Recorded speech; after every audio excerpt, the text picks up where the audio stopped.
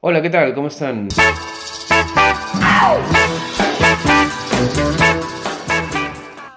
Hoy quiero comentarles mi última lectura y se trata de la última novela escrita por Enrique Vila Matas, Montevideo.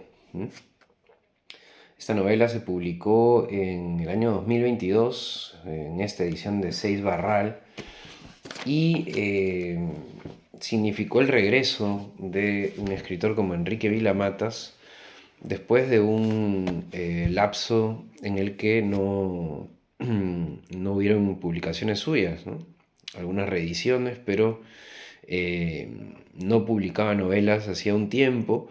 Y esto se debió, imagino que principalmente porque Vilamatas pasó por un proceso médico. Eh, Le trasplantaron un riñón y me parece que fue su mujer la que le dio el riñón, fue la portadora. Y algo que habla de esa maravillosa historia de amor que tiene Enrique Vilamatas con su mujer, ¿no? A quien dedica todos sus libros, ¿no? Parece que esta operación significó también para él una especie de renacimiento que ha tenido eco en la ficción que tenemos aquí delante, Montevideo. Este libro es un libro absolutamente marca registrada de Vilamatas, de quien hemos hablado en una primera reseña que le dediqué a su libro Barterville y compañía, publicado por Anagrama. Este libro de Barterville y compañía es un libro en el que podemos encontrar muchos de los rasgos característicos de la literatura de Vilamatas. Vilamatas es un escritor que siempre escribe desde un yo que nos puede confundir y hacernos creer que es eh, autorreferencial, que está hablando básicamente de su vida y por lo tanto podría parecer que los libros de Vilamatas son libros autobiográficos, pero nada más lejos de la verdad. Como dijo Vilamatas con esa ironía que lo caracteriza, este libro Montevideo tiene un 27% de autobiográfico. Lo cierto es que él utiliza este yo, esta primera persona, y a partir de esta primera persona lo que hace es siempre cruzar los umbrales y digamos que deshacer la huella de ese límite eh, que en realidad no existe entre lo que es la realidad y la ficción, ¿no? Para Vilamatas parece ser todo es ficción y cada uno de sus libros es una demostración de que esto es así. Este libro Montevideo, que tiene en la portada, como podemos ver, una puerta que lleva por otro lado a una habitación de donde sale otra puerta que lleva a otra habitación y en la que probablemente hay otra puerta que lleva a otra habitación, es una manifestación de lo que vamos a encontrar en este libro, que es un cruce constante de umbrales, ¿no? Dentro de lo que es el mundo y la visión de un personaje que escribe y también de un personaje que no escribe. Porque claramente en este libro vamos a encontrarnos con una primera parte llamada París, en la cual eh, el personaje, el narrador, nos va a hablar un poco de su experiencia viviendo en París, va a compartir con nosotros algunas ideas sobre lo que es escribir y ser escritor, pero luego esto va a quedar interrumpido y la segunda parte, Cascais, ¿no? Esta ciudad en Portugal, ya nos va a meter en otro tiempo, ¿no? Nos va a meter en una historia que ya ocurre años después de esta primera parte escrita en París, ¿no? Porque por lo visto el autor intentaba escribir ya completamente en contra de lo que es la trama, de una historia y fracasa, ¿no? Y la penalidad de ese fracaso es la incapacidad de escribir, ¿no? Entonces, la historia que empieza en París luego se retoma en Cascais, ¿no? Donde él reactiva eh, esta aventura hacia el retorno a la ficción y a poder escribir ficción. ¿Mm? Por tanto, el libro es una gran metáfora de lo que es la literatura, de lo que es ser escritor, vivir como un escritor y encontrar en cada una de las posibilidades, de los absurdos, de las situaciones aparentemente inverosímiles o demasiado verosímiles de la vida, esos lugares, esas ventanas, esas puertas que nos llevan a la ficción. ¿Mm? El tema del aporte es un tema que ha recorrido la literatura y por lo tanto Enrique Vilamatas nos va a presentar también, como siempre, ¿no? En ese punto ensayístico que tiene en sus libros, una serie pues, de citas y de literatura dedicada al tema de la puerta, ¿no?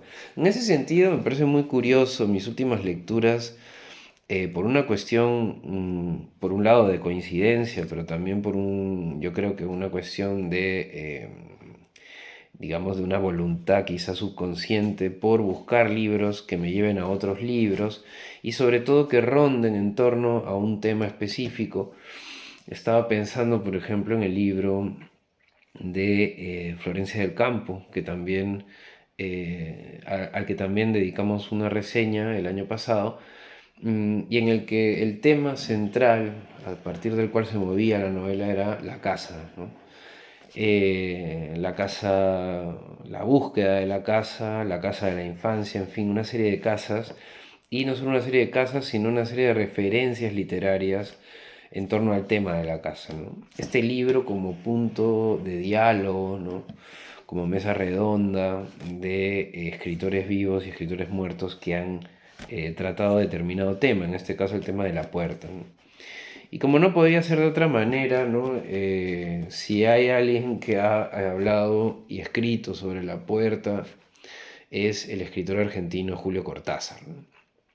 Entonces Cortázar escribió en 1956, bueno, publicó en 1956 en una colección de cuentos llamada Final del Juego, un cuento memorable, que es el cuento de La Puerta Cancelada. Este cuento de La Puerta Cancelada es un cuento que además es como una especie, el móvil un poco de este libro, ¿no? Montevideo de Enrique Vilamatas, porque es a partir de una idea que surgió en Vilamatas una vez que leyó este cuento. Fíjense que yo estoy diciendo que Vilamatas lo leyó, pero en realidad ya estoy confundiendo a Vilamatas con el narrador de este libro, ¿no? Esto es lo que él juega a esto constantemente, ¿no? Eh, en fin, el narrador lee, a Cortázar lee este cuento y a partir de la lectura de este cuento decide que algún día, cuando esté en Montevideo, cuando tenga la oportunidad de estar en la capital uruguaya, pues va a visitar este Hotel Cervantes en el cual se hospeda Petrone, que es el protagonista de este relato cortasariano, y, eh, y va a descubrir, ¿no? Va a intentar entrar en esta habitación donde se hospedó Petrone para abrir esa puerta condenada que aparece en el cuento. El cuento de Cortázar es la historia de este personaje que está en Montevideo por razones de trabajo, tiene que firmar ahí unos contratos y se hospeda en este hotel céntrico, le recomienda a un amigo mientras va cruzando el Río de la Plata que se hospede en este hotel que se llama Cervantes porque es un hotel muy céntrico, que está muy bien y además que es muy tranquilo, ¿no? Entonces efectivamente a él le dan una habitación en la segunda planta, en el segundo piso, Y en esa habitación, que es una habitación con baño, una habitación tranquila, silenciosa, con un armario viejo, con una ventana pequeñita que da al techo de un cine, donde de vez en cuando se ve una paloma caminando, y luego un baño con una ventana un poco más grande, pero que da a un muro y a una luz que el narrador de este cuento tilda de inútil, ¿no? Un trozo de cielo que no tiene ninguna utilidad porque no brinda luz a la habitación, ¿no? Entonces, la habitación está bien, tiene un escritorio, él pone ahí sus papeles, pone las valijas y le han dicho que en la habitación contigua está una mujer, ¿no? Una mujer sola que trabaja todo el día y que llega por la noche, duerme y en la mañana se vuelve a ir, ¿no? Entonces Petrone coincide con esta mujer en el ascensor, ¿no? Le parece a él una mujer insignificante que viste mal, es una mujer joven y bueno, no pasa a mayores, ¿no? Él se va a trabajar, tiene un día largo de trabajo, luego al final se van a cenar con las personas con las que está haciendo el negocio y al volver llega como a la una o sobre la una, se va a dormir, se queda dormido inmediato, al día siguiente a las 9 de la mañana se despierta y en eso de despertarse se da cuenta de que por la noche ha oído el llanto de un bebé, de una criatura. Se queda extrañado, no hace nada, simplemente esto continúa así, no sabe si lo ha soñado, si no, pero otro día pasa exactamente lo mismo, esta vez el llanto le despierta, ¿no? A él le parece que este llanto es de un niño que por lo visto pues o está enfermo o tiene algún problema porque no es un llanto enérgico, es un llanto más bien tenue, inquietante por ello. Y además escucha a la mujer que lo arrulla, ¿no? Arrulla al niño, ¿no? Pero él se sorprende porque evidentemente el niño, hombre, no, no le habían informado de esto. Entonces luego él va a hablar con el gerente y le dice, oye, mira que yo he escuchado esto, no sé qué. El gerente pues duda, ¿no? De lo que le dice, le parece que eso no puede ser posible porque no hay niños en el hotel y que a lo mejor ha sido un sueño, ¿no? A Petrón esto le parece fatal y bueno, ya se empieza él a obsesionar con este tema del llanto del niño porque además lo escucha por tercera vez, ¿no? Entonces, aquí hay un punto muy interesante en el cuento que me gustaría retratarlo. Ya una vez que él ha escuchado el llanto dos veces o tres, llega un momento en el que escucha el llanto y fíjense lo que nos cuenta el narrador, ¿no? La mujer estaba arrullando al niño, consolándolo, y Petrone se la imaginó sentada al pie de la cama, moviendo la cuna del niño o teniéndolo en brazos. Fíjense este verbo que utiliza aquí Cortázar, ¿no? Petrone se la imaginó. Pero por más que lo quisiera, no conseguía imaginar al niño, como si la afirmación del hotelero fuese más cierta que esa realidad que estaba escuchando. Poco a poco, a medida que pasaba el tiempo y los débiles quejidos se alternaban o crecían entre los murmullos del consuelo, Petrone empezó a sospechar que aquello era una farsa, un juego ridículo y monstruoso que no alcanzaba a explicarse. Pensó en viejos relatos de mujeres sin hijos organizando en secreto un culto de muñecas, una inventada maternidad a escondidas, 1000 veces peor que los mimos a perros o gatos o sobrinos. La mujer estaba imitando el llanto de su hijo frustrado, consolando el aire entre sus manos vacías, tal vez con la cara mojada de lágrimas porque el llanto que fingía era a la vez su verdadero llanto, su grotesco dolor en la soledad de una pieza de hotel, protegida por la indiferencia y la madrugada. Bien, ¿por qué leo este párrafo? ¿No? Porque evidentemente el hecho de que esta mujer consolara a este niño, un niño, no se sabe si real o imaginado, no se sabe si fantasmal, no sabemos este niño qué cosa es realmente, no sabemos si es más bien como un ventríloco, ¿no? Y es la mujer la que está reproduciendo ese llanto, como aquí imagina Petrone. Lo interesante es que la presencia de esta puerta, una puerta que además aparece porque en la primera incursión de Petrón en la habitación, él no se percata de que detrás del armario hay una puerta, él se percata de la puerta después, ¿no? Y esta cuestión, este hecho de que haya esta puerta que limita la posibilidad de ver y de desvelar qué es lo que sucede detrás, es lo que activa la imaginación de Petrone, ¿no? Y le lleva a crear una realidad que en realidad no sabe si existe o no. ¿Mm? Bien, esto es un poco, creo, el kit del asunto, el tema de que esa es la presencia de la ficción en la vida, ¿no? Y la intención de confrontar esa ficción es lo que la destruye, ¿no? Porque lo que ocurre en el cuento de Cortázar es que Petrone termina acercando la oreja a la puerta y finalmente emite una especie de aullido, ¿no? Y la mujer entonces empieza a escuchar los pasos de la mujer y al día siguiente, cuando se despierta por la mañana, ve que hay un baúl y hay cosas de la mujer ya afuera y que la mujer ha dejado intempestivamente el hotel, ¿no? Entonces se va, esta mujer desaparece, le preguntan a él si ha dormido bien, él dice que ha dormido bien, y ya finalmente, cuando termina el relato, él está en la habitación, se va a dormir, todo está en silencio, el silencio es demasiado para él cree ser el productor de aquel terrible silencio y vuelve a escuchar el llanto del niño, ¿no? Y considera que estuvo bien que lo que hacía la mujer, ¿no? Arrullando al niño para que ellos dos pudieran dormir, ¿no? Entonces al final el niño viene a ser de alguna manera la ficción, ¿no? Aceptar la ficción, arrullar la ficción para que uno pueda dormir, ¿no? Al irse la mujer, el llanto del niño no tiene consuelo, ¿no?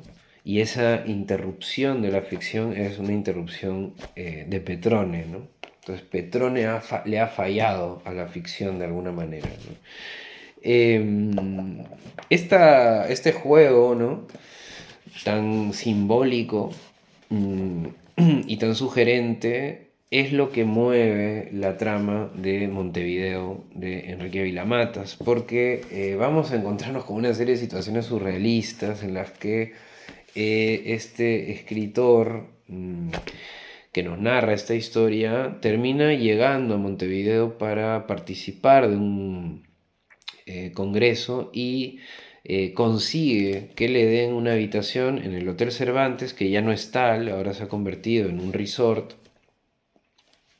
y le dan esta habitación. Le dan la habitación y en la habitación él también empieza a vivir una serie de circunstancias extrañas, ¿no? Vamos a ver, por ejemplo, ¿no? En este punto, eh, lo que dice antes de que llegue a este hotel. En la página 121, por ejemplo, dice Vilamatas, ¿no?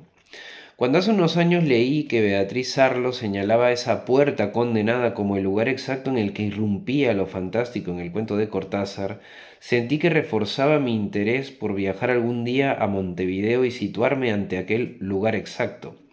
Un día iré a Montevideo y buscaré el cuarto de la segunda planta en el Hotel Cervantes y será un viaje real al lugar exacto de lo fantástico, quizá el lugar exacto de la extrañeza.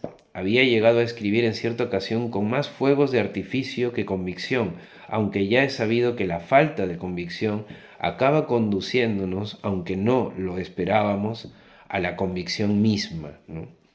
Pero no empecé a interesarme plenamente por el asunto hasta que no leí el ensayo en el que Vladi Kosiancic comentaba la casualidad de tipo fantástico entre La puerta condenada y Un viaje o El mago inmortal, un relato escrito por Bioy Casares en casi los mismos días en los que Cortázar escribió el suyo, ambos relatos de trama muy parecida. Habría que buscar este texto, Un viaje o El mago inmortal, y había que ver si existe, ¿no? Porque también les voy a comentar ahora que en la primera parte de este libro aparece un personaje que se llama Madeleine Moore y que es una persona que el autor está esperando en un café en París y esta mujer no llega, ¿no?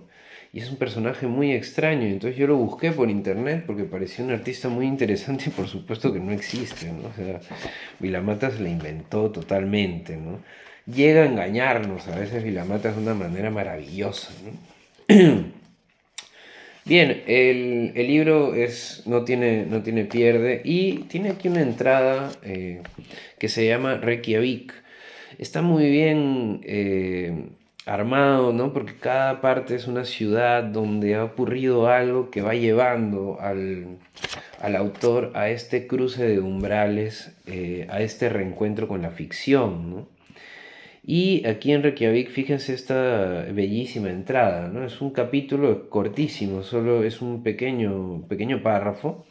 Y dice, en la antigua Escandinavia, nos dice Juan Eduardo Sirlot, los exiliados se llevaban las puertas de sus casas o en otros casos las lanzaban al mar y abordaban el lugar donde las puertas encallaban, viendo en este símbolo la mano del destino que los había querido llevar hasta allí. Así cuentan que se fundó la capital de Islandia, Reykjavik, en el 874.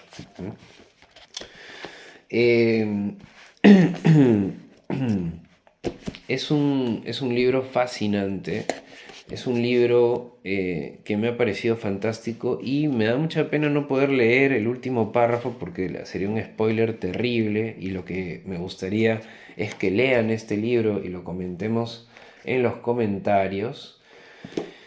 Pero puedo decir que después de mucho tiempo este libro realmente nos ofrece un último párrafo maravilloso, ¿no? Es realmente un final de libro increíble y solo por llegar a ese lugar vale la pena ya leer este maravilloso libro de Enrique Vilamata. Es un escritor que siempre nos inspira y aquellos que no amamos la literatura y nos gusta escribir, simplemente basta leer a Enrique Vilamatas para querer volver a intentarlo. En fin, Montevideo de Enrique Vilamatas, muy recomendado. Seguimos leyendo.